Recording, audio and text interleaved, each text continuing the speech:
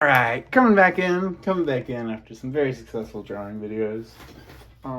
Taking a break for just like a couple days, chilling and getting a good equilibrium and direction for where we want to go from here, what collaborations to invest in, what projects to prioritize first, and staying open in both of those places, not to have to hammer everything into place, but also to kind of ask the universe what would be really cool right now, and to always take space like that, to take space to ask the universe and to be open towards getting signs that direct you towards whatever would be the best move for you at any given time.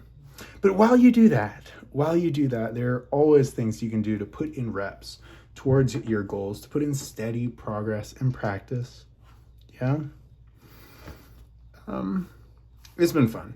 Always fall in love with your craft or your art. Like video games, artwork, anime, whatever it is. Something that gets you into arts and storytelling and design. Because you can always practice, but you want to make sure that the love is there. It's like the reason that I picked this up, is the reason that I continue to do this. And it is my source of joy. A lot of inspirations for projects come from like finding a new thing that is taking on an aspect of storytelling or design in some way that is surprising. So it's not necessarily emulating that thing.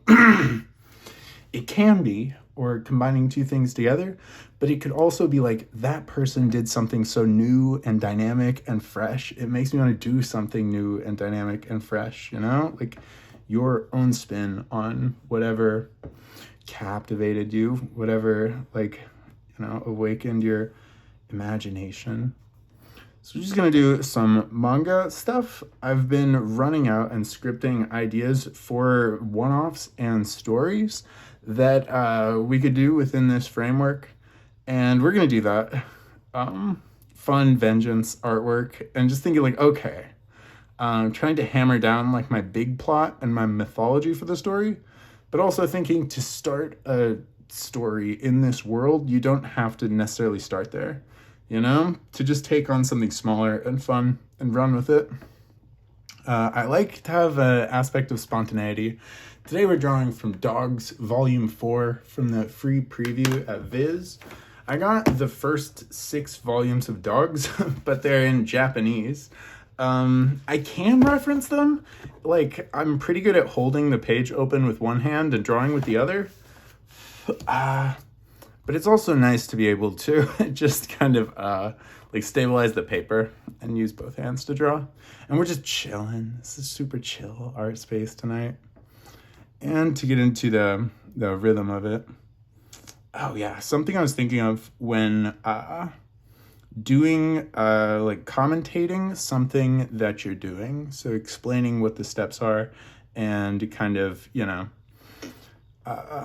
just keeping good momentum and commentation while doing artwork or design or anything like that. And a trick that I use for it is kind of like thinking of your stamina gauge, like Elden Ring, Dark Souls, right?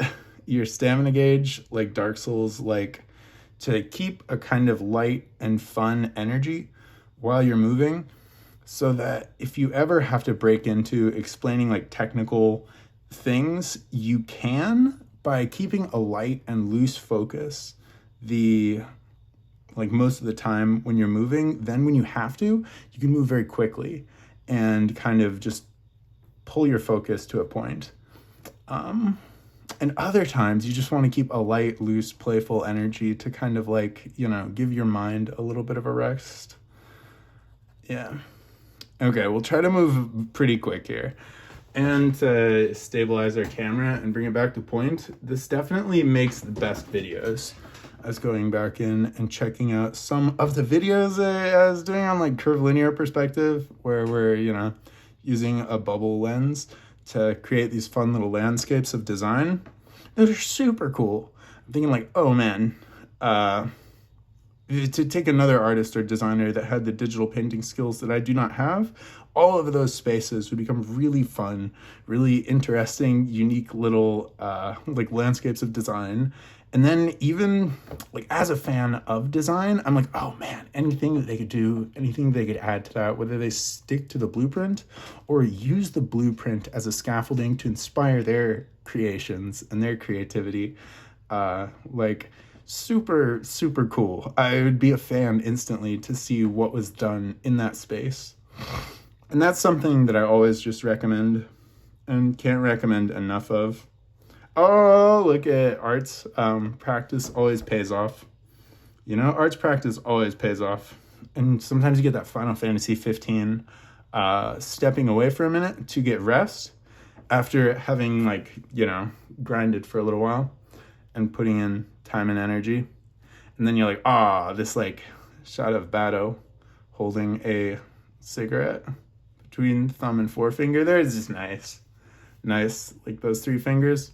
I can remember doing very similar things to this, not like this exact shot, but similar things like trying to draw the hand really quickly with attention given to like whatever point of contact is, but then you want the other three fingers, while being somewhat uniform, not to look like, you know, I don't know, like plastic or wooden or paper. You still want to give them a sense of dimensionality, which is a kind of hard thing to nail when you're just creating a two-dimensional image. But doing lots of those root studies, I feel like helped, where even if you're just thinking of everything that you're drawing as having weight and form, you'll make tiny micro choices and like the quality of your line weight that makes it look like these things are three-dimensional, or even like the hand popping just a little bit of three-dimensionality, you know?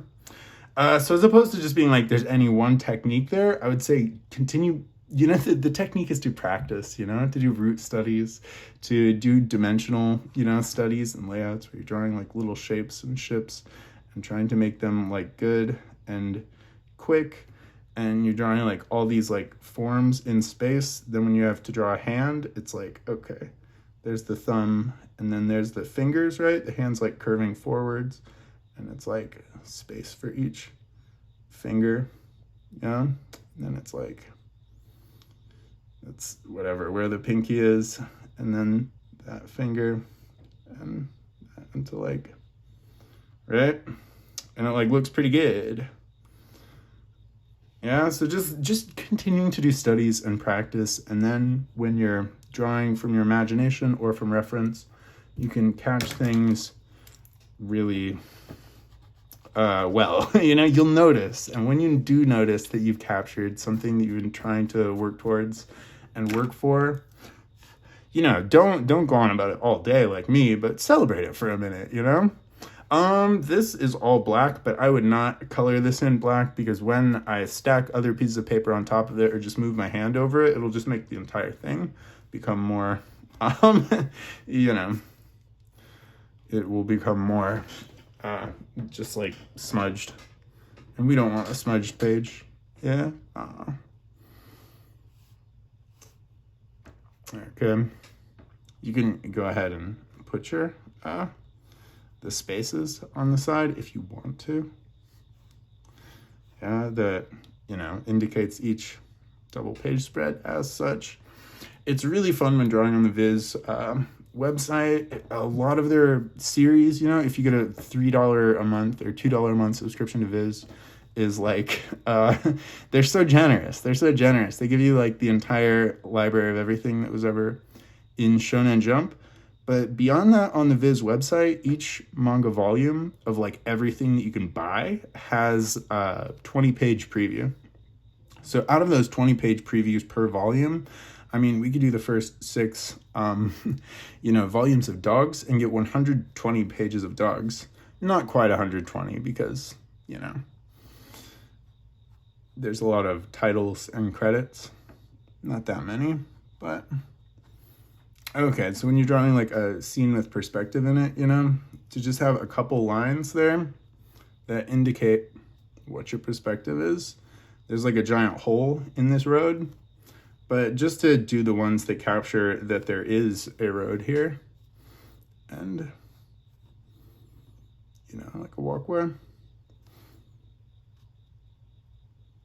and just like in as few points as possible as you capture. Like the big space in this page is this giant hole, and there's like debris, you know, hanging off of the side. And sometimes, you know, if you're doing a study into like how to draw debris, you could go in and try and map it out and draw exactly all of their pieces of rubble and whatnot. But if you're not, I just glance at it for a second, draw a couple of them accurately, and then kind of just like fill in the blanks, which I feel like is a valuable tool for then being able to draw your own debris. You know, the ideal would probably be to try and get a reference as exact as you can. Oh, hell yeah. They're doing a little bit of what we were talking about, the curvilinear perspective, where this is more like glancing down and that's more like glancing forward, right? So it's like if you look at your feet and then look off to the horizon, and any example of like dimensions of that. It doesn't have to be all the way from a down view of your feet to all the way to a horizon view. And like everything is bending between those 2 points of perspective. Or like, you know, all the way to just a little subtle aspect of that. Okay. This giant hole can get a little bit of...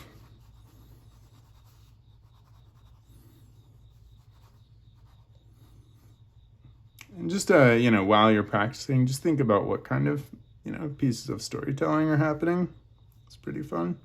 It's like, the devastation of this part of the city. And, you know, while taking a different angle on the action and events of last time, it sets up, you know, a different perspective for moving the story forwards from here. Yo.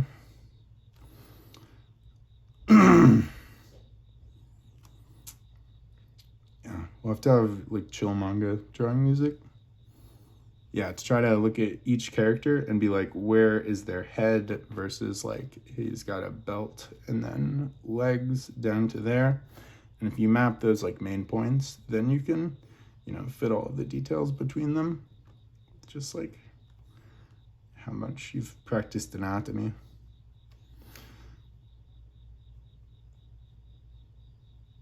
And now it looks pretty good.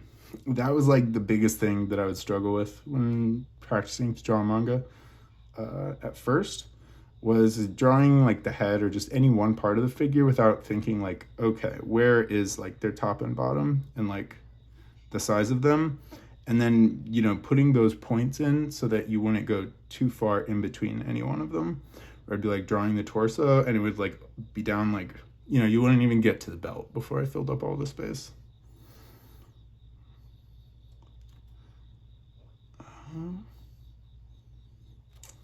There's a figure running up.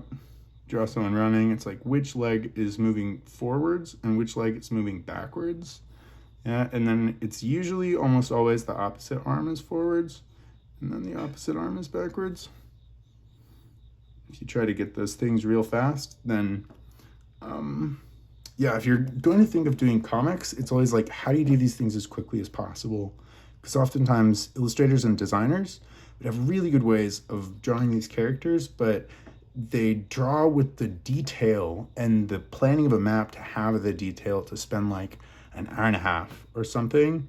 Even if it's like 40 minutes on a character, that is way too much to ever be able to do comics with, you know? Like you have to think of what time investment do you have to put into this, and how are you going to be able to make that work towards the size of the story that you want to tell. And even the space for making it collaborative, like a storyboard, yeah?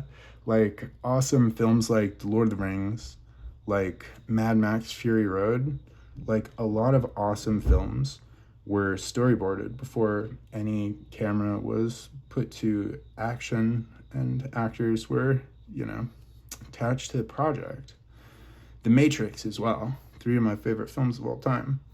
And 3 of the most visually striking, dynamic films of all time, because they wanted a visual representation of how to capture the vision and the art style so that you could see it. So that in seeing it in that base form, you're like, okay, yeah, this could work for film. This could be awesome for film. But if you had to explain it with just words, to put the images in someone else's head, That's super hard.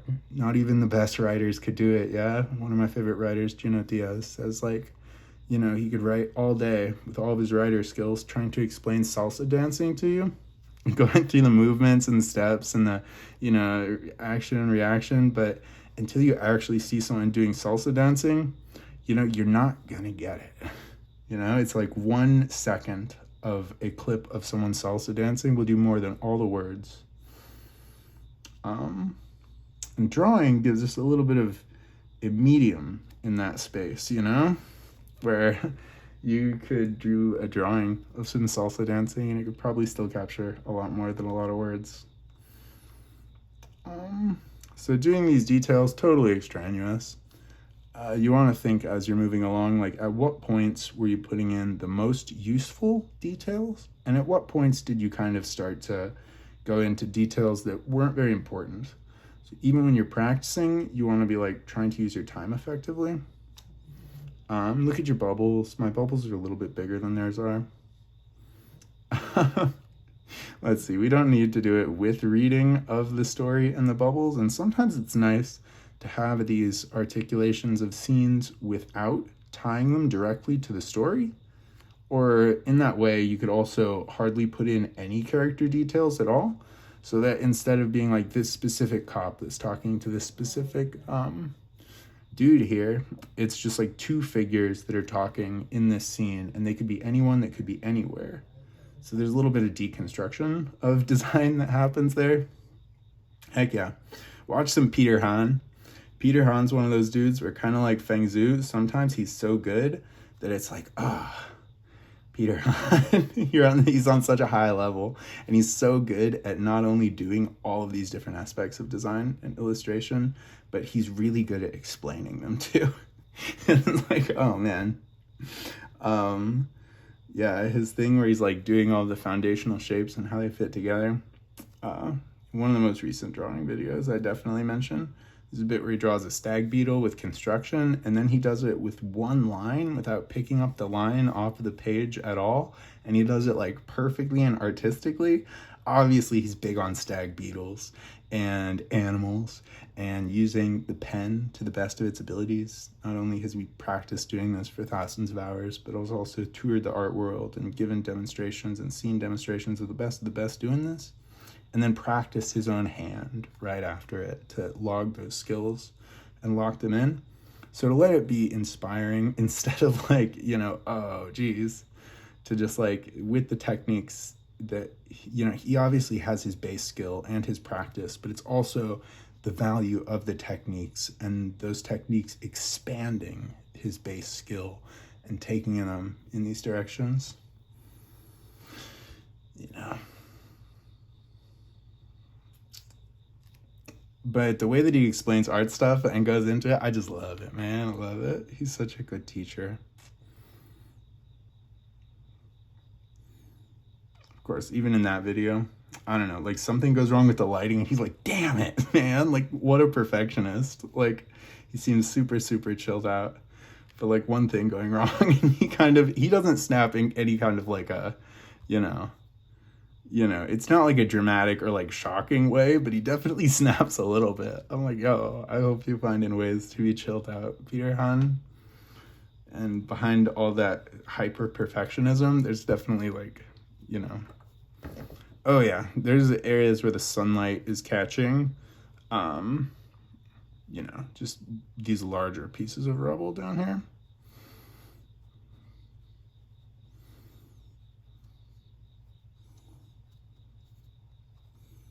We don't want to spend all day on it, so just kind of like there's one of these just going down, just like a piece of the street. So that's not rubble so much as just like part of the structure behind the street going down. Those lines. These other ones are kind of just like hanging. Yeah.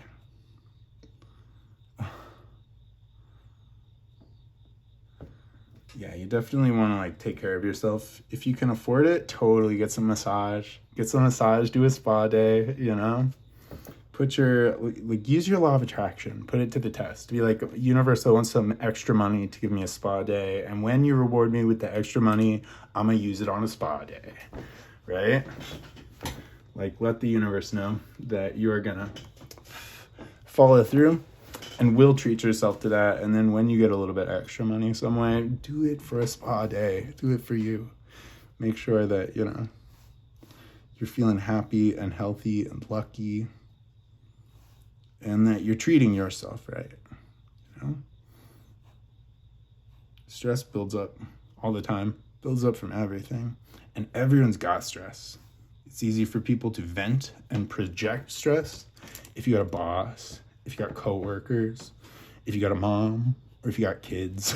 You know, everyone's got stress. Even our closest friends is like, you know, I don't mean to, but you're going to find ways to de-stress and recalibrate yourself to joy, ease. Not that I'm not particularly good at it, but I try. And moments when you can, I think I'm getting better. And moments when you can, prioritize de-stressing yourself, de-stressing your space. Really good. I love the 8-page spread. No lie, the 8-page spread is so goddamn good. It's like you can look back and see the differences in the angle. Where you'd be like, okay, never did they use the same panel composition, but they start changing the angle, the size of the figures, the like different style of shots, and everyone does it in different ways. Like take whatever your 10 favorite manga are and then go to Takehiko Inoue in Vagabond. Even go to some young Inoue to like then seasoned Inoue later, and you're like, oh damn, it's super good.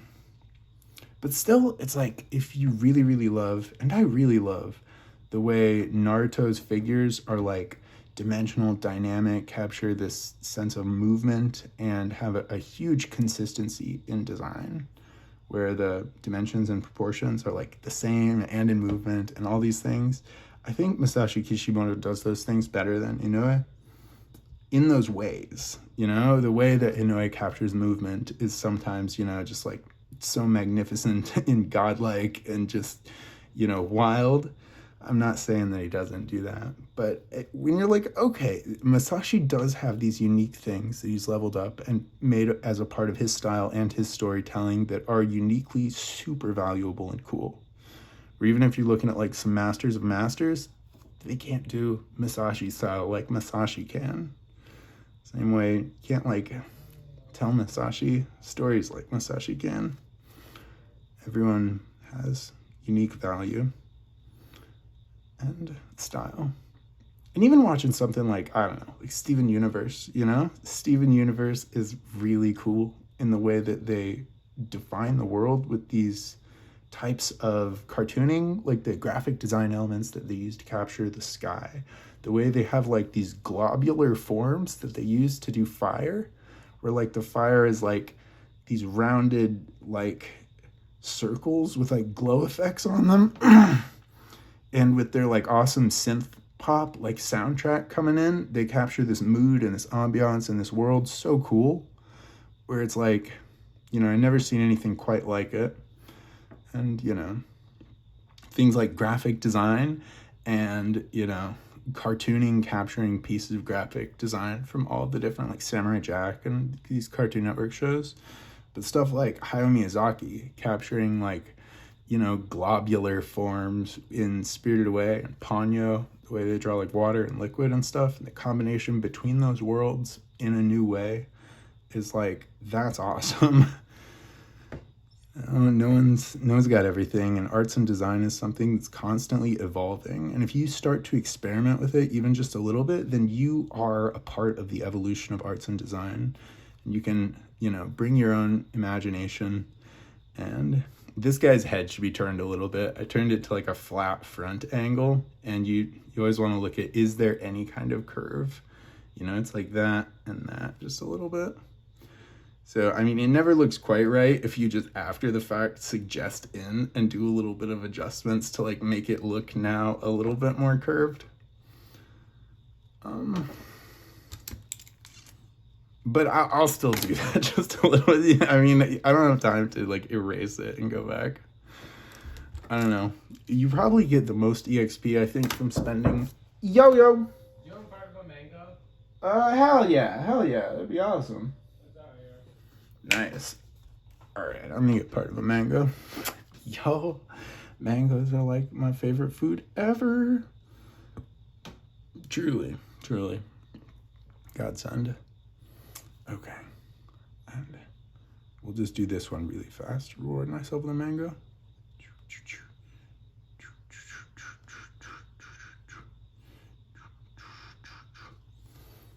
And then it's like this figure. Bam, his shoulders. This guy's shoulders. He's standing in front. The left figure is standing in front of the right one. Block it in fast. And head. Try to make it read between all of these bubbles.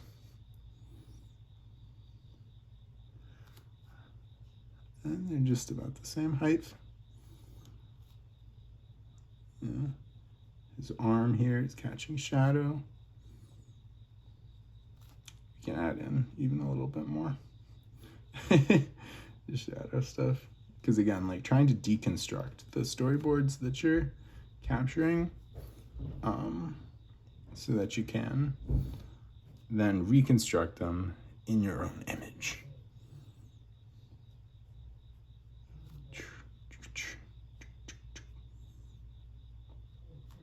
Bit dialogue heavy.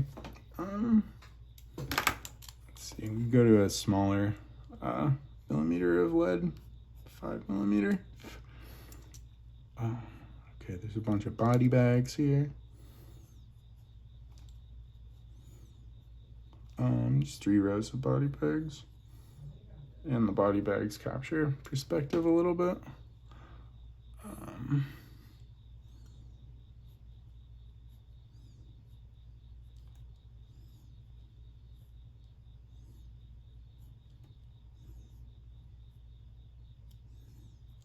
You do something like that where it's quite uniform, and then you make it a little bit like not uniform right around the intersecting points.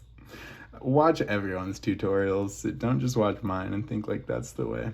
Because I mean, I'm sure there's lots of things where there is a more advanced technique and a way of doing it that adds in more technical precision or something. I can only speak from my unique point of experience. And I am just like doing this also to capture how much space that I have on my phone. I was gonna like do some things that I have planned. I still will. But I want to know how much storage space I have, because I had like over an hour of space, and then I like downloaded or uploaded and then deleted those things and went to make another video, and after like 15 minutes it ran out of space. I was like, what the fuck?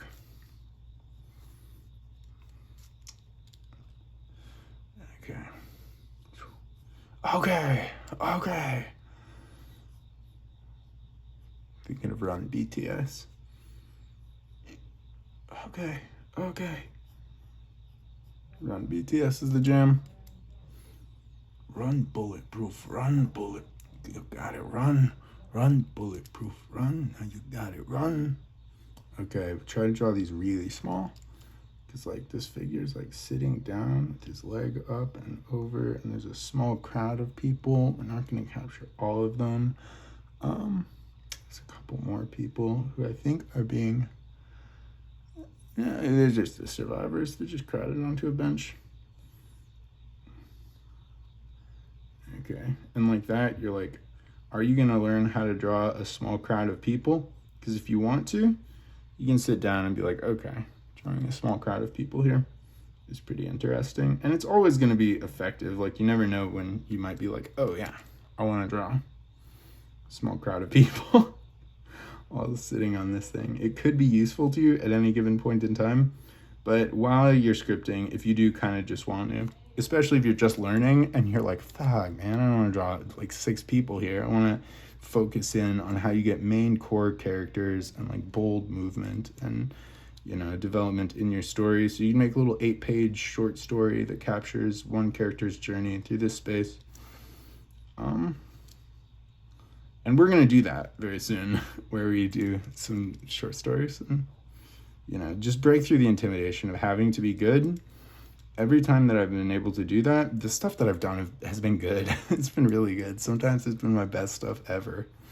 Because it's like, I want to prove myself and you know, stand in the footsteps of all these awesome people, you know? It's intimidating. Okay, this is a van. We don't even get to see like the bottom, but it's like that. And there's those.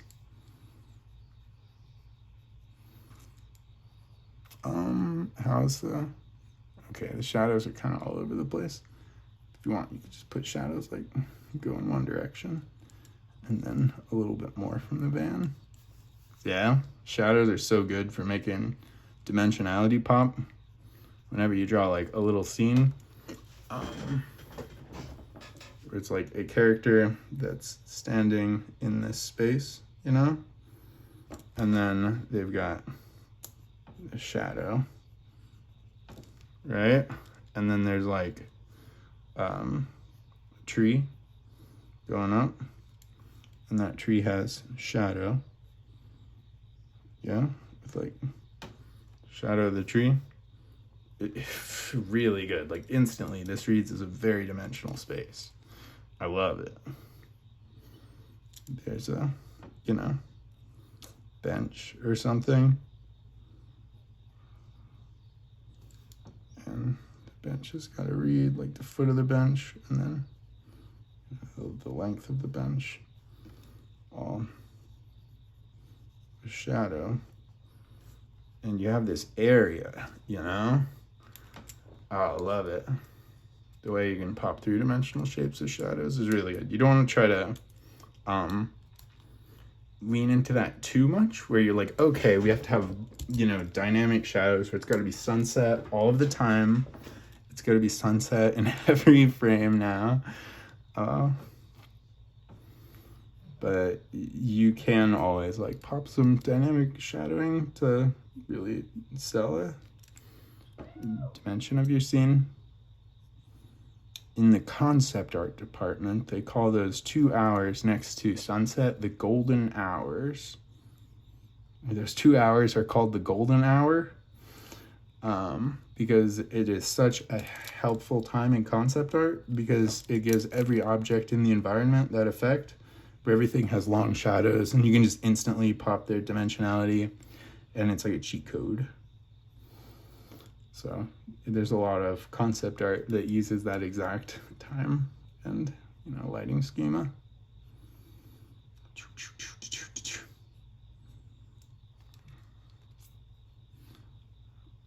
Okay. Yeah, this will be cool because you don't get to learn the story of dogs by doing this. You just get to learn that dogs is awesome, and then, you know, you can go in and learn the story later. We might do some reference from Japanese dogs because, you know, we won't be able to read any of the Japanese dogs.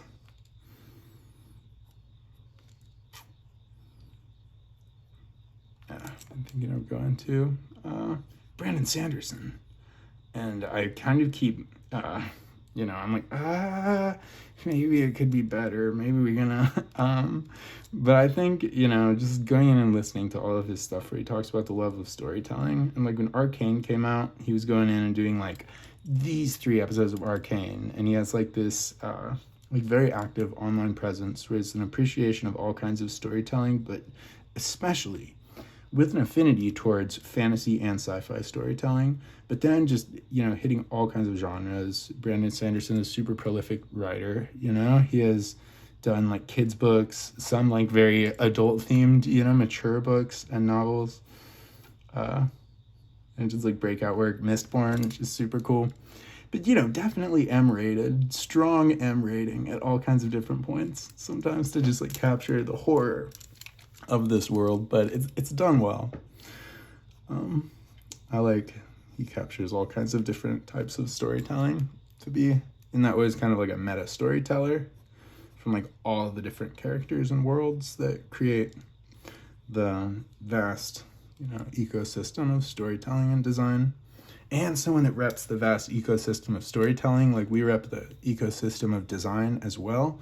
Like, if you go into the design and costume design boards, and then also, you know, find a couple other examples of art style, and you're like, oh, okay, these places, these elements, these art styles, and then elements of storytelling. If you start to take the Brandon Sanderson, just his course on storytelling was like combine together interesting aspects of stories and interesting motivations and characters, your idea for where this story is going to go, and then you get an architecture of storytelling, and combine to that an architecture of design of your own choice, and you have this whole like dynamic world. You don't need to be able to draw or have any art skills at all to be able to do this, you know, to assemble and imagine and dream in your mind the way this world might look and the form these stories might take.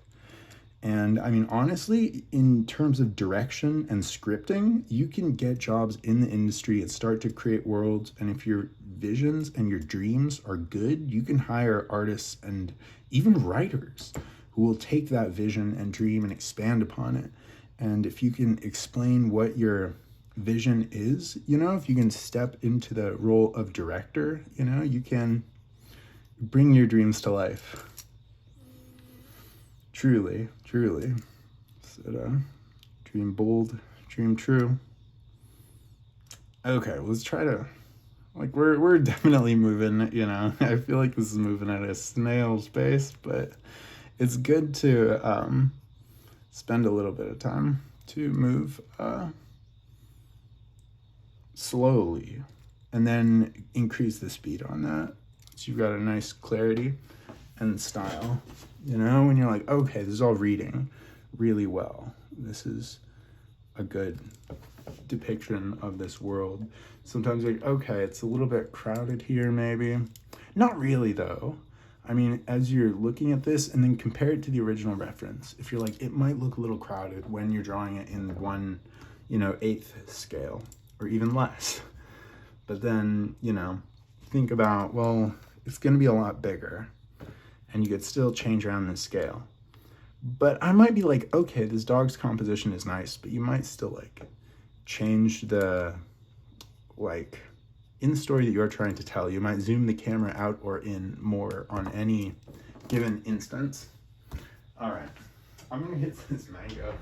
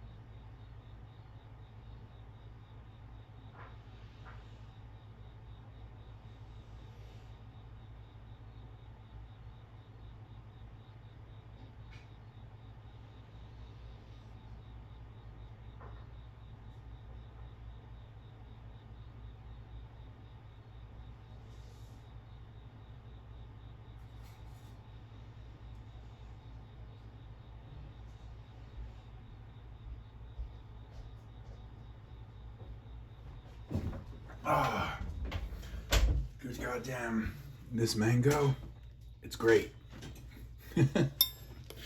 Mango really is the best. Someday I'm gonna make enough money where I can eat all the fresh fruit that I want. You know, like boxes of berries, boxes of fresh berries every day, infinite amount of mangoes all the time, perfectly ripe, fresh nectarines, fruit salads with high quality yogurts I can mix in. Mmm. Mmm. I'm gonna eat all of them before continuing, and we'll try to pick up the pace. Now that we've gone in and talked about storytelling and design a little bit, I'm gonna just kind of focus in and hustle up.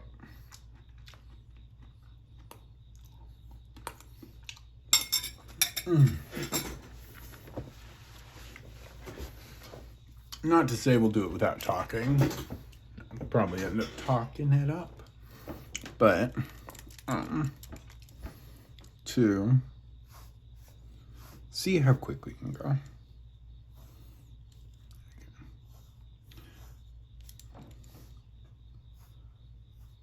I usually don't pay too much attention to the, space between panels because,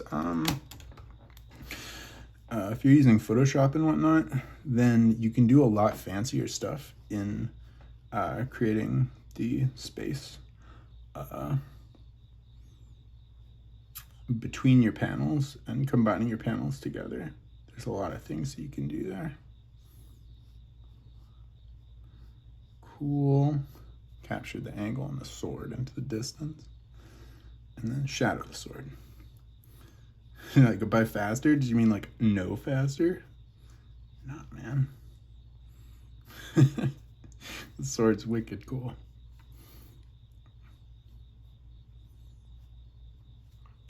Okay.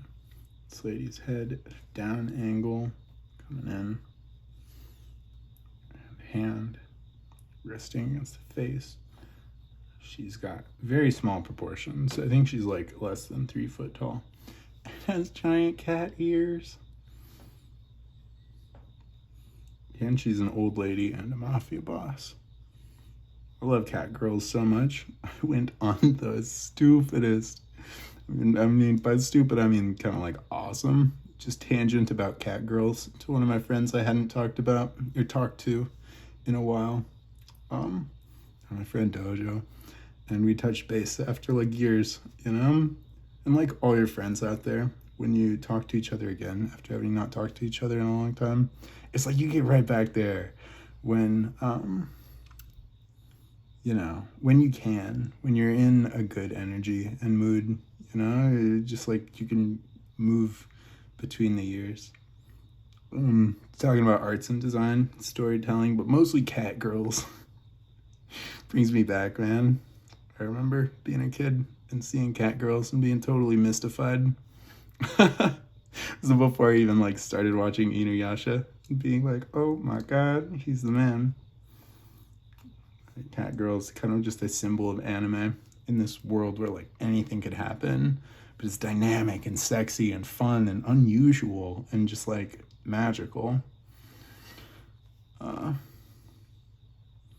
Need things that capture that energy. Okay, so this is even more valuable, I'd say, a lot of the time when you like just a placeholder for a character, because then you can do character studies on whichever types of characters you want to add into your story.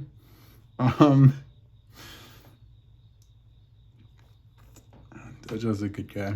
I hope that he's doing well. All of my friends out there, it's so fun to see the movement of the world through the perspective and lives of your friends.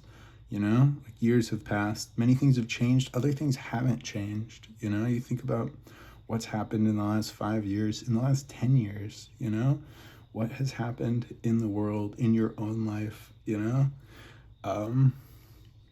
don't see the world changing all the time, but it does. You're in a different situation. You've gained all of these things. You've gained all this knowledge, but then you're still the same guy.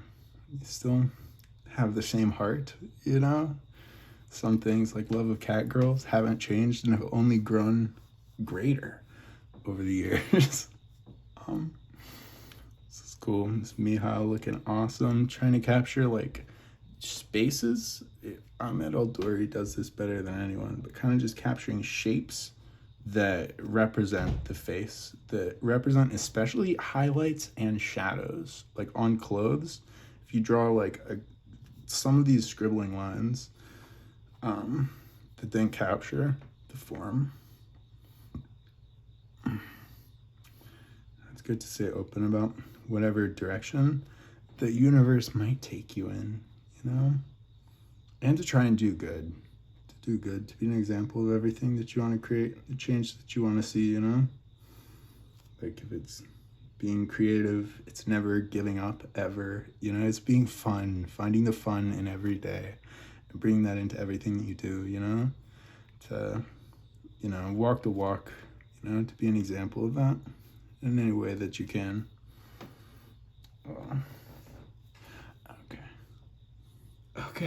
Okay. Run, bulletproof, run. Now you gotta run. Yeah, she's supposed to be like down glance. There's ways you can capture down glance, especially having someone's nose like a downturned triangle. That's good.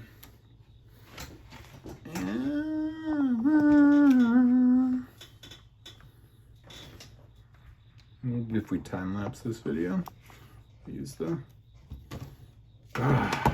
There's gotta be some way. So like, is it darker if I do that? Do you think that's darker if I turn my lamp away from this? Because sometimes it's looking darker. I could just try to press really hard. It gets to me. Yeah, it does. And I want to have very clear YouTube videos. Because I'm like, oh yeah, the video on my camera looks fine. It looks good. Everyone can see everything that's happening. And when I upload it to YouTube, it's like 50% of the quality and clarity is lost. I'm like, oh man, bummer.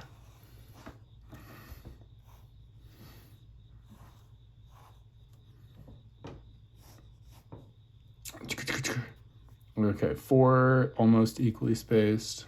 It's like, you can even, yeah.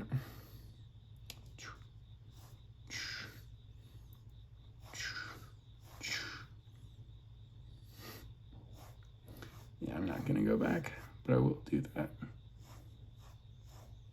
Okay, good enough. Try to speed run is always fun. Sometimes you can even leave out the speech bubbles if you're not really like, you know, super inspired to pick them up. But it's good to read manga as well. I should spend more time reading manga, at least as much as I probably spend drawing manga. And pick up some new series. Renew my Viz subscription, yo. That, and then, yo, this is an awesome page.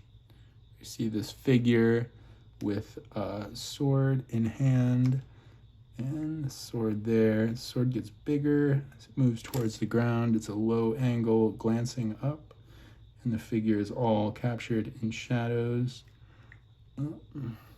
Very dog's pose. The dynamic angular miwa style. It's a little bit Kubo and like a little bit Yoji Shinkawa.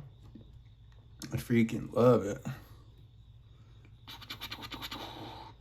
And then Granny's face over here.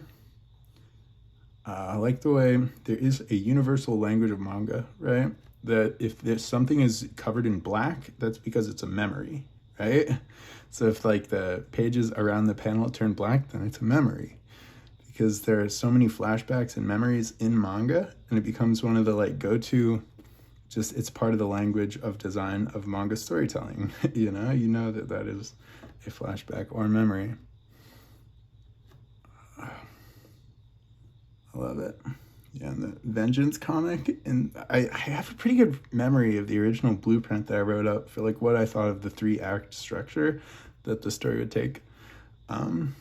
But a lot of people are like, don't do like voiceover narrations and like dream sequences, right, as writers.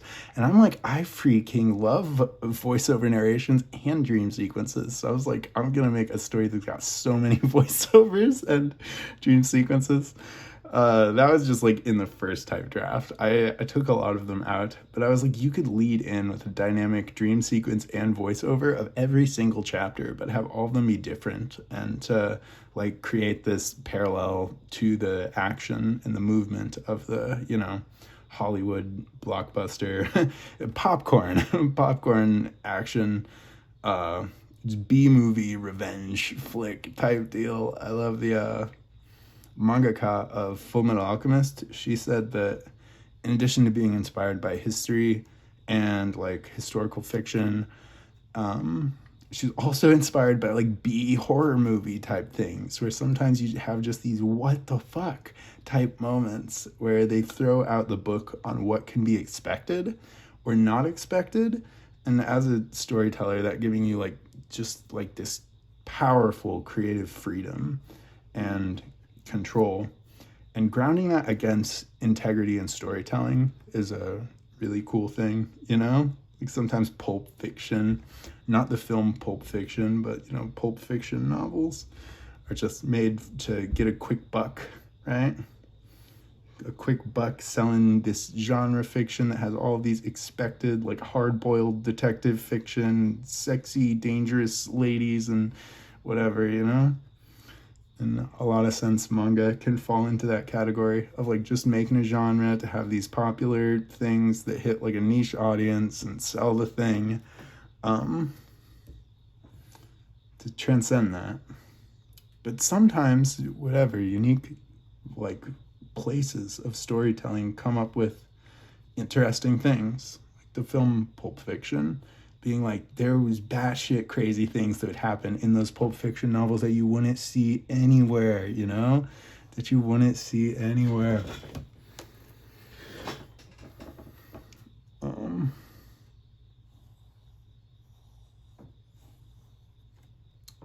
it's like a church. I feel like I'm gonna butcher this, but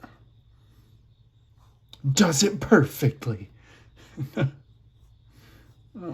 It's like the door to a church.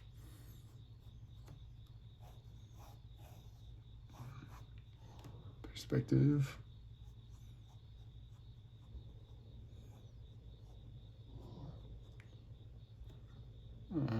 All this fancy church stuff all over it. We won't go into the detail on all that.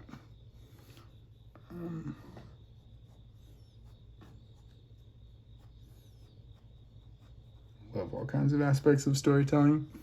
But that was something that I did love about Fullmetal Alchemist, where I was like, they did have so many wild ass stories and characters and just unexpected wild moments. I've got to go in and read the manga to learn how much of the original story was in the original story, how much was adapted from the manga. I know it was a pretty good combination of both elements.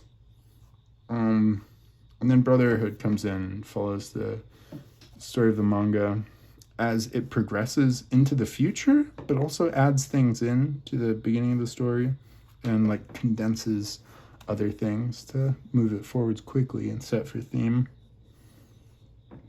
I'm still probably a little bit more of a fan of the original, but hell, I'm like a OG kind of a guy.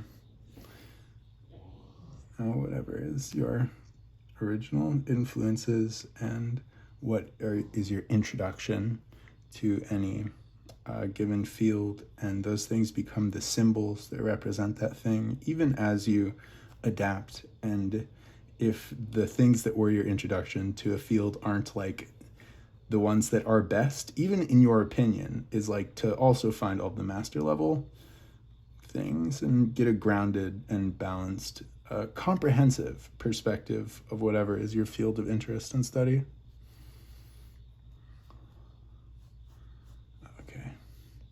Okay. It's Naoto? I feel like it's Naoto and Hein. I mean, Naoto's like kid from Fooly Cooly. It's also the girl in Dogs. No, I got it. You gotta figure it out.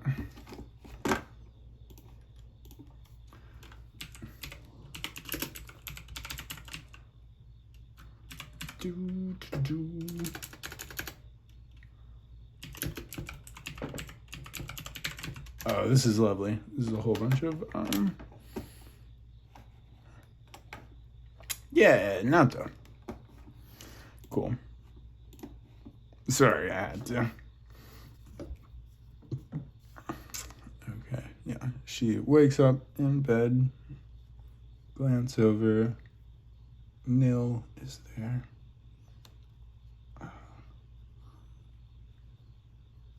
Try to like draw characters really fast. The head shape is always what gets me. You want to make the head legible, and that would be a good thing to just like dive. Okay, how many anime head shapes can I draw as quickly as possible from how many different angles? Let's try and do that even faster, even better, so that we could do it from all sizes, at all scales, in all angles as quickly as possible, because that is a huge thing in scripting this as quick as you can, and also as accurately.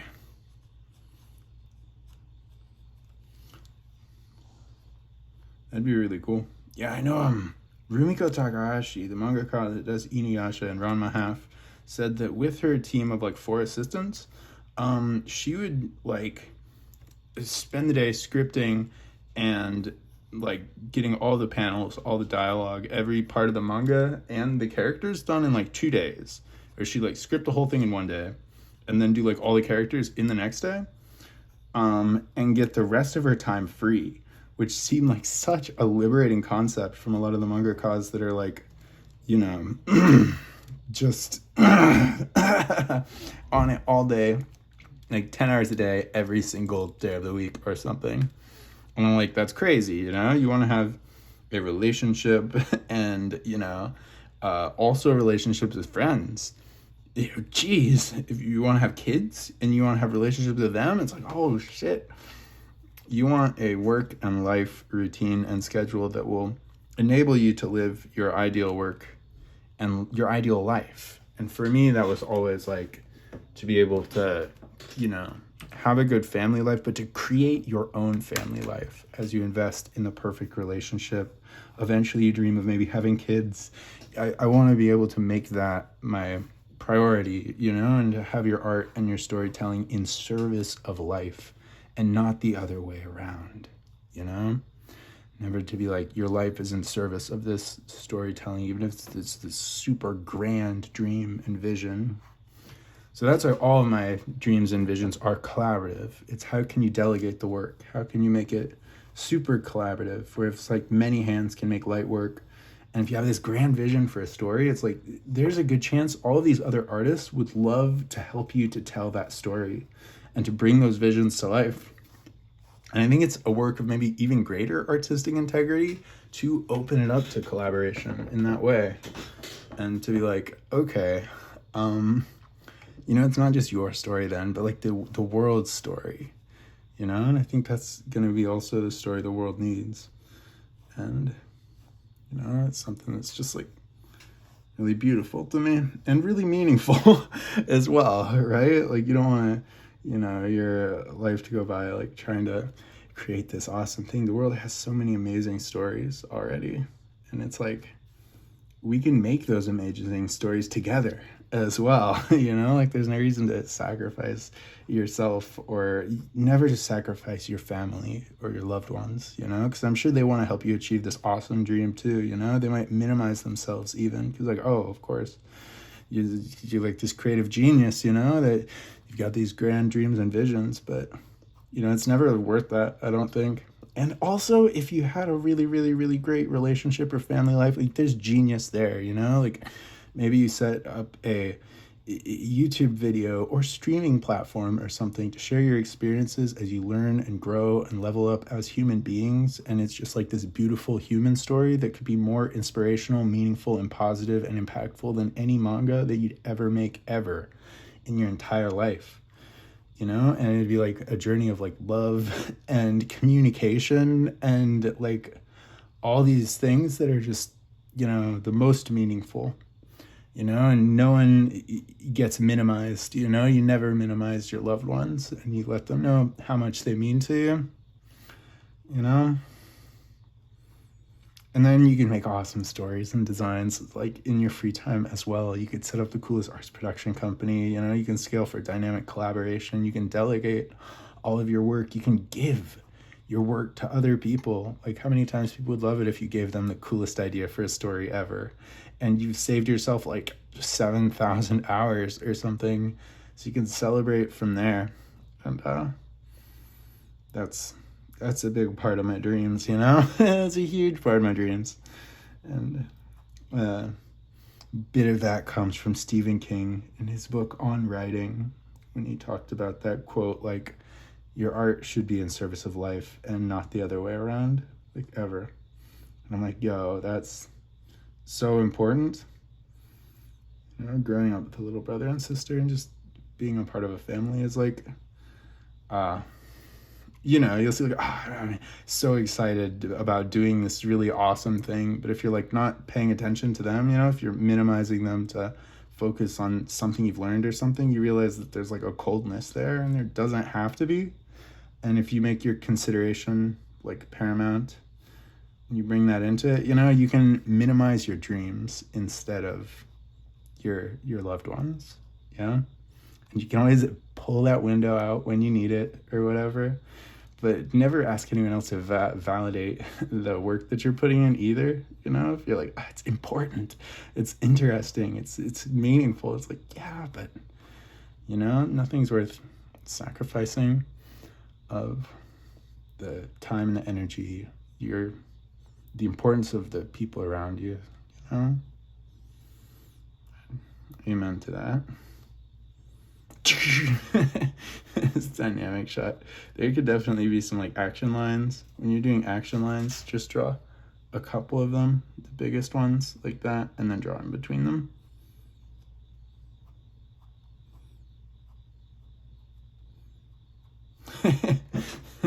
There's not any, but that's just I kind of like it how they're doing it in the dogs manga more, but to experiment and try things out is a great part of this platform.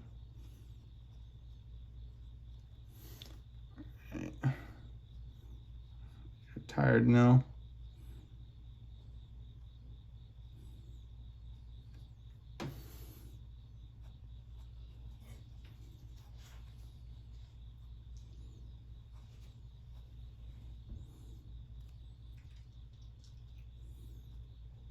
But I'll talk more about that later. Talk more about that another time, where I can just do like a kind of presentation on it, you know,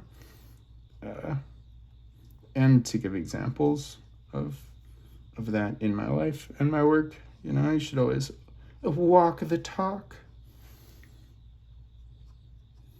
But it's important too, as you're like scaling for the future.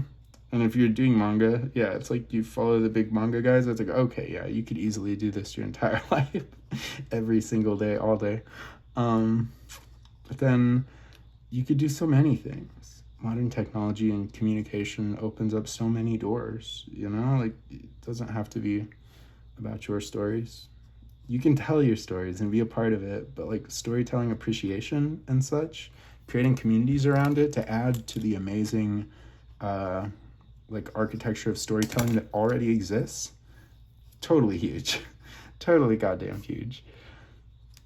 Okay, now sitting here. Body, sitting, head.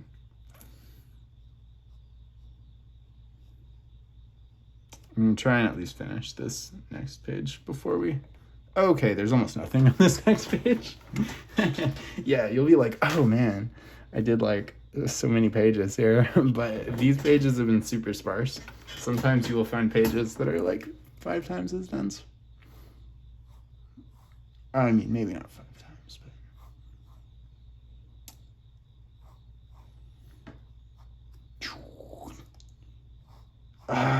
the dynamic action cuts in dogs are so good.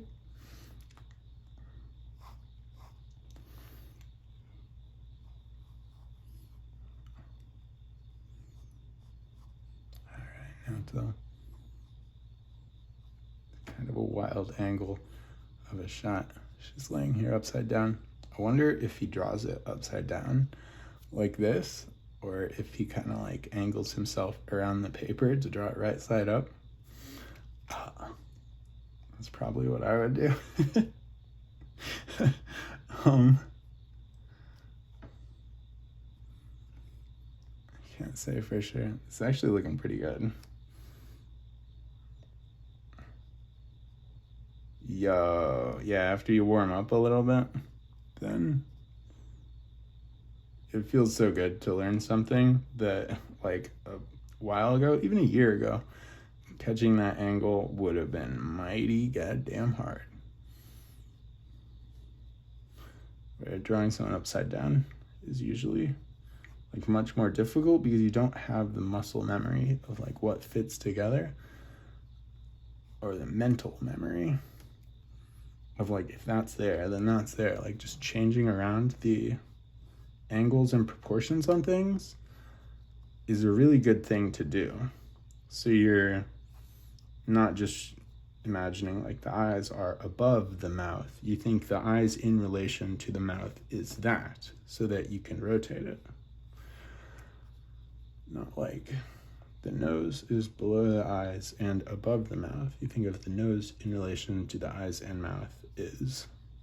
And as you build all of your objects in every structure, object that you learn, every type of anatomy, from creatures to machines to buildings, the more that you rotate them though, with the box exercise and a number of other exercises, and like you learn a building and then you rotate it, then you rotate it sideways,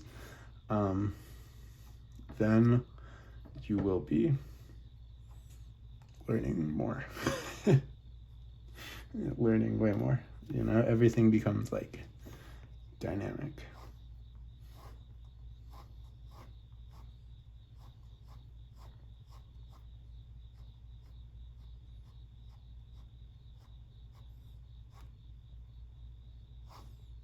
No, I think there's ways to really optimize your time that you spend.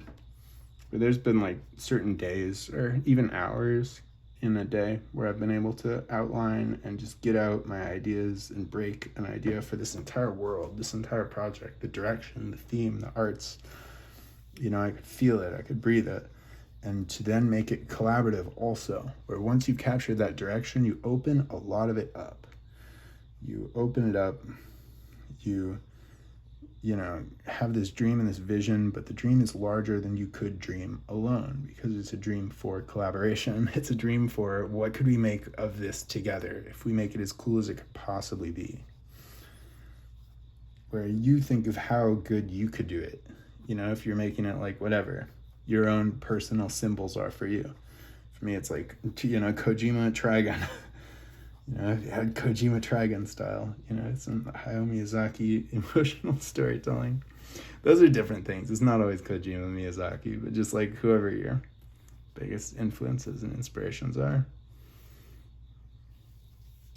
Okay. Oh, I thought so. It goes into Hein fighting Bishop right after this. There we go. We'll go out. Check out some swifty pages of dogs. I really like the way these two look. Very dynamic. The way this sword looks too. Really nice. I'm like even capturing the storytelling up here. It's a nice looking 8 pages of storytelling. I wish I could have drawn this church door better. What's even wrong with it? There. That door wasn't really dimensional or in perspective. Now it's a bit better. Still could have been better. And then, you know, you could go in and like try to do some gestural detailing stuff. The more that you fill up a space with gestural detailing stuff, the harder it is for other people to read. But on your own, it could be like a good exercise. And as you're going into like detailing, it could just like add a space for like, there's going to be all these intricate details on it, you know?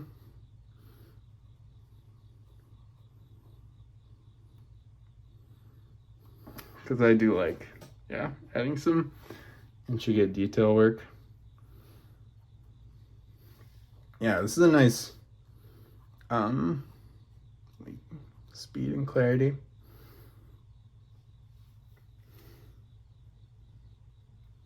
yeah, like this, really like this.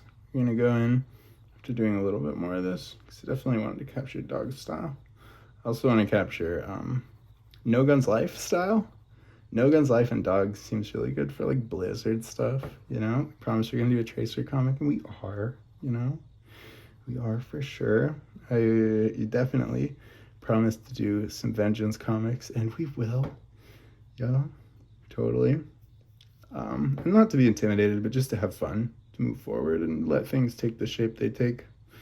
That is such a valuable skill, to be able to unperfectionist yourself. Let's see, Bato's got his cigarette. We'll join Bato for a smoke. Beto? I literally don't know how you say his name. It's probably Beto. There's a Dog's anime, OVA, based off the original short stories that the then Bullets and Carnage was adapted from. Bullets and Carnage adds so much to it, though. I'm like, gotta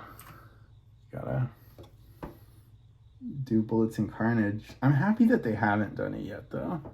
I am happy that they haven't done it, so that the chance of getting like a Sakuga budget on the Dogs is still there, you know?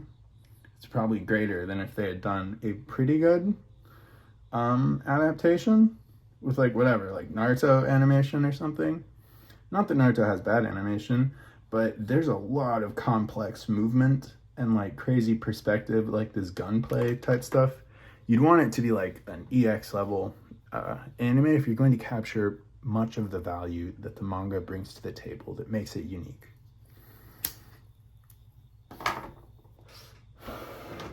But I feel like, I mean, I love the storytelling in Dogs, but I feel like the storytelling in Dogs would not look that good without crazy action. You know, without action that was a little bit better than everyone. Because the gunplay action in the Dogs manga is a little bit better than everyone. Like, I don't know anyone that does stylish gun action in manga like this.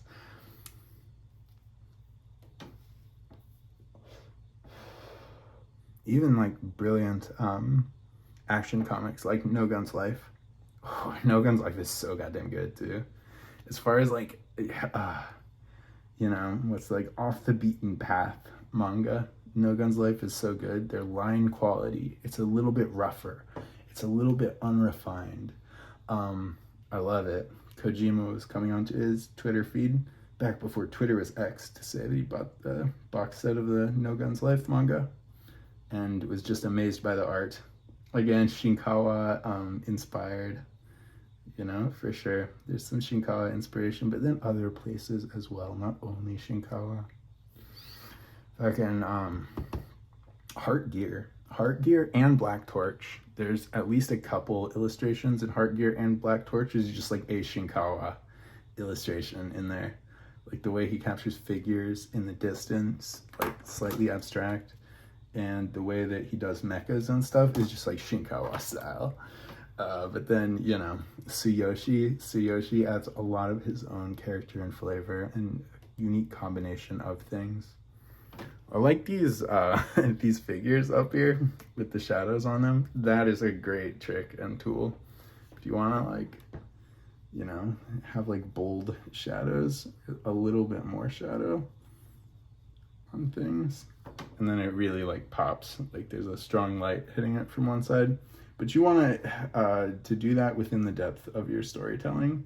Like, make sure there would be a strong light happening, you know, even if it's like a window with a bright light outside the window or something. So that, yeah, and then like you hit like the side of the sword and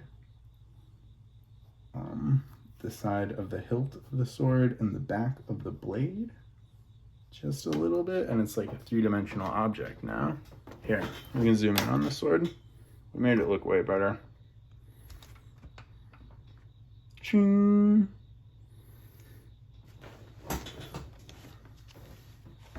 Yeah, we'll go to Beto's hand. Yeah, good manga and design. This is super cool. Yeah, no, it's good that we have this stuff because then I'll make some how you do comics, and we'll do some original comics, and people will be like, do you learn how to do comics? And this is exactly how you learn to do comics. To do it like this. And to do it even, we'll go in and do it more quickly than this. More quickly without putting in any definition in almost any of the forms, so that instead of being like Naoto wakes up in bed, it's like a figure in bed, another figure, a series of angles and movements, so that when you look at the 8-page spread, it becomes abstract in your mind. And your mind can start to articulate it and integrate it and then move it into different compositions, so that when you have ideas for storytelling, and then also to do one where we look at a number of different chapters of a series and just draw the panels without anything inside the panels at all. So that you have like hundreds and hundreds of different panel layouts, so that you're not like following a map there like at all, but you are following a stylistic map. If you're like how Miwa builds scenes with like what type of camera work, how much close-up shots, how much distance shots, things like that from all your favorite mangaka. But in terms of what the panels that you use are, you really want that to be freestyle and your own. When you're like, this 2-page spread here fits together super nicely, as it's like Naoto remembering, and then just the scene, it goes back to this quiet scene with her and Nil, and then it goes into this transition to Hein and Bishop fighting. But a beautiful little transition. It doesn't fit together perfectly like this. I didn't draw them perfectly, but it does fit together really well. Where these are more up. It's like, like that,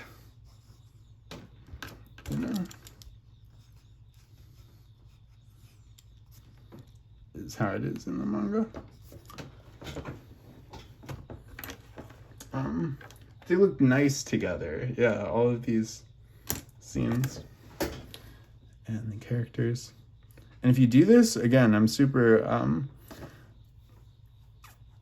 not just to go to Brandon Sanderson, but to go to you guys, all the independent artists and storytellers and appreciators of arts and storytelling everywhere, to establish bridges of collaboration between writers and artists that could then establish teams for building stories and running with them long form, so that we get something like a Western manga architecture, but also seeds, where you get just like an idea for a story, an art style, this vision of this world, these characters, and the rendering of that world and bringing it to life. Where in those seeds, you could capture really cool ideas that could then cross-pollinate somewhere else, and to grow into, thriving trees and then orchards and forests of stories, But with someone like Brandon Sanderson as well, who's like sci-fi and fantasy creates valuable things that then creates a window to tell any kind of storytelling with complete artistic freedom and integrity, right? Like if you can do these valuable things that get stories sold, like a really good action and magic system, this fun dynamic hook, you can do just things that are like, will sell stories, the way Feng Zhu sells games. Then you can tell any kind of stories, stories that they wouldn't let you tell because, of your skin color or it not being trendy or something. If you break through in this way, then you can tell whatever kind of stories you want, you can create a window for any types of stories being told. And that's so huge, right? Like we don't need the permission and approval of these people in Hollywood, because if you do production things that will get your stories sold, then you can tell your stories. You can tell any kinds of stories, right? So in other places where stories would be shut down or snubbed or something, if you listen to Gina Diaz talk about it, it can be heartbreaking, but you're like, there's solutions, let's engage with the solutions to overcome the problem, like we can take our power back, you don't have to ask for your power from Hollywood execs, although it seems like you do sometimes. It's like, if you can beat the game and get the funding, if you can connect directly with the audience with crowdfunding tools, then you really do not need ever for the approval to come from Hollywood execs. If they're hiding the keys, it's like, fuck them, yo. If we can't take the keys, we'll build our own, the power is there. The solutions are there right now. And we'll engage with it, right? That's huge. That's huge. It means so much to me. It means so much to me. And I can't wait to see the stories. I can't wait to see the stories, the art, the characters, the worlds, the dynamics, the action, the magic, the characters, the designs. You know, I can't wait to see it. So to give all of the power back to the dreamers, the storytellers, the youths, the next generation, this generation, you know, like our you know, storytellers that have been around for a long time that want to still, you know, build that spark, to be the flame of change that they saw in their heart that they didn't see reflected in the world. It's like, we can be the change. We can take it on now. Yeah. And that's my shit. Building those bridges, those doors, those gateways of collaboration is so cool. I feel like that will help the world of storytelling to renaissance, you know, because a writer and an artist putting their stories together, it's like they'd be making the same amount of art, they'd be doing the same amount of writing, but because they fit together now, they multiply the value of their skill sets. And it can help young writers and artists to find jobs where they can continue to level up and build their craft. They can endlessly continue to level up and build their craft, but now they're getting paid to do it. Yeah, so they can level up and build their craft far more than they could if they were just doing it as a hobby while they were expending all their energy to work a job, and then, you know, to get back the energy through their recreation and also spending energy on their communication and their relationships in their life. That's a lot. It's a lot to do that and to try and build up a arts career at the same time. And eventually you think you have to make sacrifices or compromises. And I'm like, come on, guys, there's ways that we can do this without sacrificing and without compromising anything. And the last thing we should sacrifice or compromise is our integrity or our dreams. You know, those are things that are priceless, endlessly priceless. And that means they're things that are valuable. They're valuable. And not just in a, you know, in an esoteric, in an abstract sense. You know, they're valuable in real, tangible ways. Because when people see stories that aren't just cool, that aren't just flashy, but stories that have integrity, stories that have heart, stories that speak to real world experience, real world struggle, accomplishment, emotion, it touches you, it changes you, it gives you something that lasts.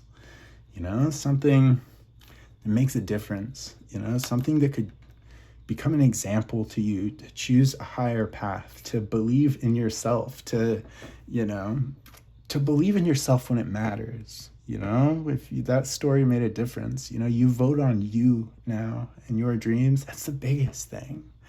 That's the biggest thing. And it's an accomplishment just to get there by yourself. But we're not alone in this. We're not alone in this game. And stories bring us together, and they connect us with friends and allies and heroes that we didn't even know we had, where you're not alone anymore. You know, if you've got a story that believes in you, that votes on you, you know, you've got heroes that are with you all the time. And that doesn't go away. You know, that just gets bigger. It just gets bigger. And yo, I'm gonna leave you at that. We'll get back to it. It's a really good art storytelling and design pitch. Now I'm like really excited. I'm like, okay, I gotta freaking do it. We've got a whole bunch of materials here. You know, we got a whole bunch of art and art craft stuff. It's like, yo, action. You know, action. I've got a bunch of these too. I've got a freaking to sort my stuff.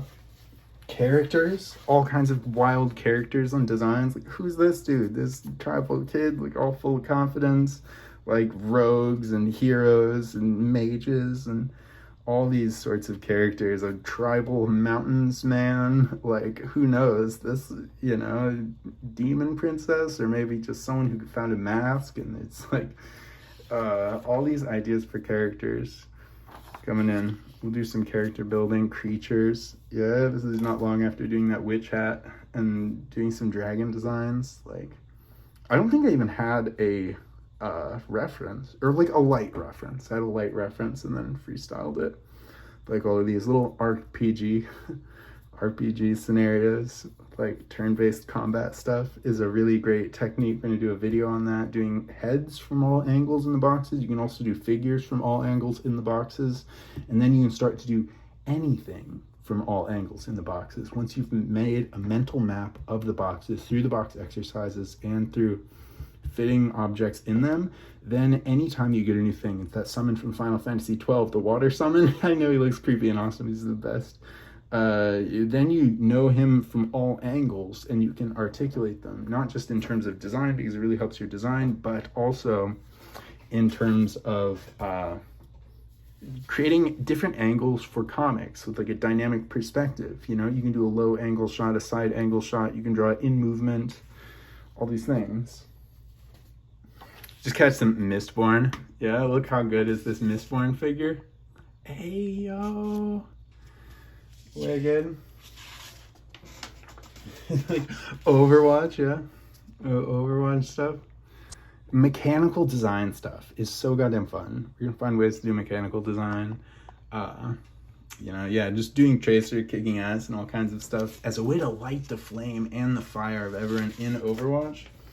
I was working on a piece in an Overwatch story where it's like everyone in Overwatch has disbanded except for Tracer, and like she would never give up the fight, and she like fights hard enough to get people back in on it. Yeah, this is Peter Hahn doing his dynamic pose for the picture up there, but then I was like, I have a bunch of random drawings of Tifa, so I like freestyled without any reference, trying to draw Tifa doing a spin knee attack or a spin kick attack, and then just like a knee up, like a run into the distance, giant punch.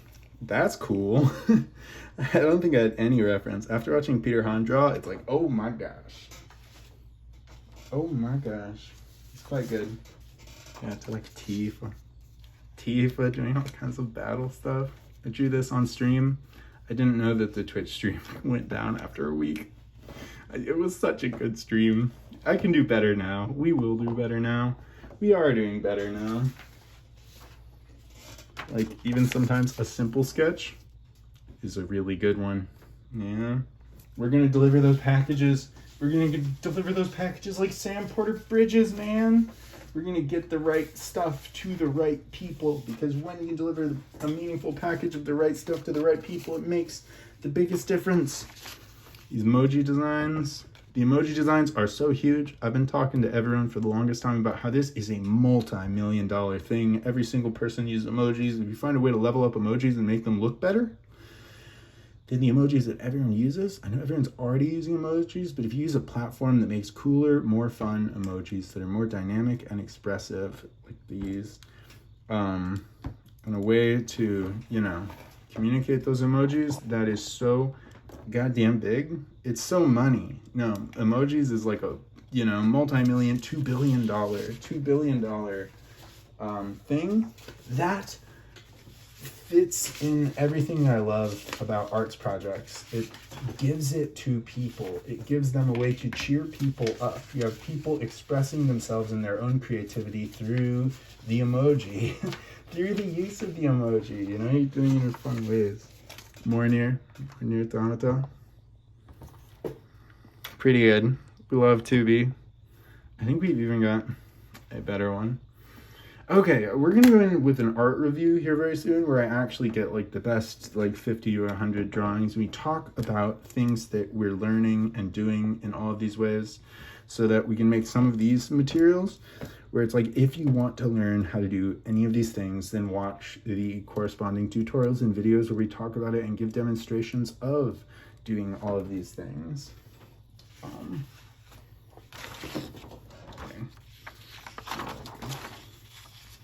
Trying. Yeah.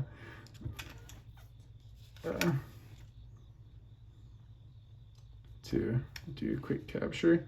You always want to be doing quick captures. Don't let your practice be static, but let it be alive and vibrant, you know?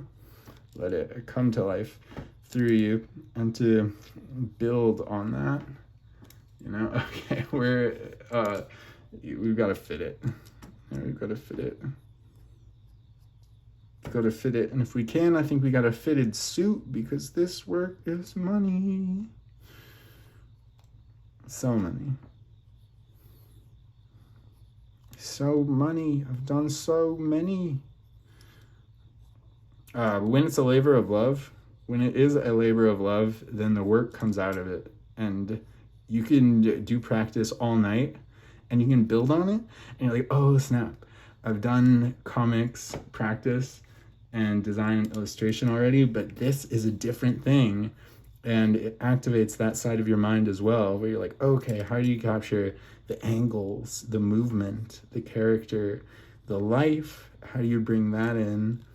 The angle of 2B's leg there, it's really, really good. I really like the way I'm shading here. The way I'm shading in these Soul Calibur things, where you're doing it with graphite, but you're trying to capture that dynamic, leathery, holographic Tetsuya Nomura, Yoji Shinkawa thing. 2B's got very big heels. He's got super dynamic heels. Yeah, we should listen to Cantissimo by Marina. Yeah, if you're out there somewhere, you should put on Cantissimo by Marina for sure. Because, you know, it's not just my song, you know, it's your song too. Okay. Try to do it quick. To stay quick, to stay agile, and to do all the different angles. And then when you're doing the manga, if you do these things and go back and forth between them, it opens up these magical pathways in your brain where then you're like, okay, there's some things that are the same, some things that are different, some things you can combine together, and then you're creating a new path. It's lovely.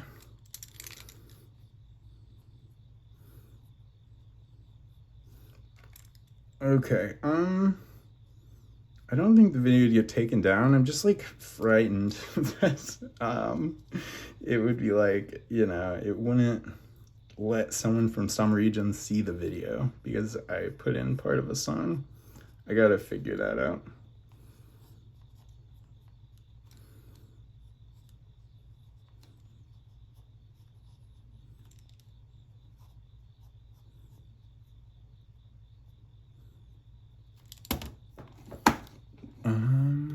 Okay, I'm gonna play Cantissimo. The only reason I don't is because I said that you should play it, and it would be a sad state of affairs if, you know, you were already listening to it and we got like both of them going at the same time.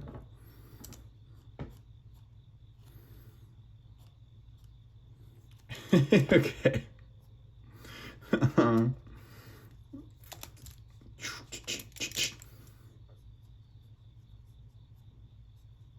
Love it, love it. We'll talk more about the architecture of design. We're talking about the Sanderson thing and creating, you know, bridges to create portals, channels of communication and collaboration between artists, writers, and designers, and to create stories and worlds. And we want to give that as an example of creating those channels of collaboration, and then to hone in on that, you know, to hone in on that where, once we've started to create those channels, then you can create channels between, you know, video game designers and artists and writers. That's like, what are the base forms that you can do to get a demo around an idea for a game? So if you have an idea for a world and art style and characters, then how can you make the demo? How can you see if it's possible? Because that's something that you can use to communicate directly to an audience to get funding to expand the idea. When I scroll through the PlayStation shop and you scroll past the 50 games that you might want to play to the other like 1,000 games, and they're like, they could all be decent. They could all be doing something interesting, something cool. Like there's design in all of them. Like that's the like size, you know, like, you know, there could be way more awesome games. You know, there could be way more awesome games. And a lot of games that make so much money, it's like they could delegate some of that money to having more awesome games. Like some things that don't suit the needs could die out, but I still think the entirety of video games could expand dramatically. Yeah, and the money and the resources that are there could be used in, you know, in support of creation and creativity and creating dynamic, beautiful things that make people better people. And we'll leave it at that. We'll leave it at that with a little bit of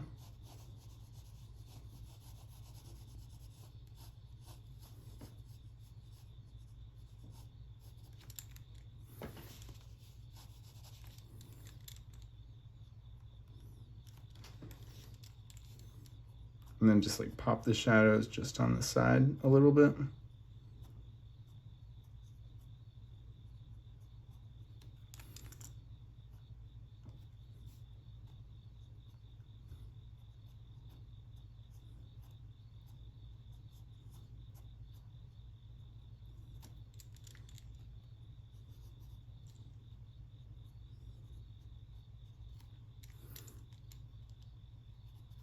See, and now it's like three-dimensional.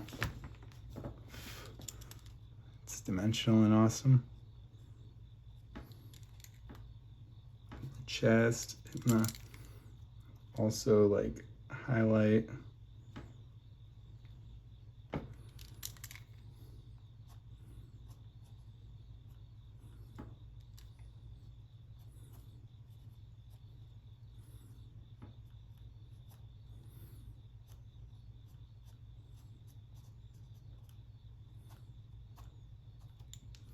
Okay, we're gonna call it there. All right, sending you all my love and light.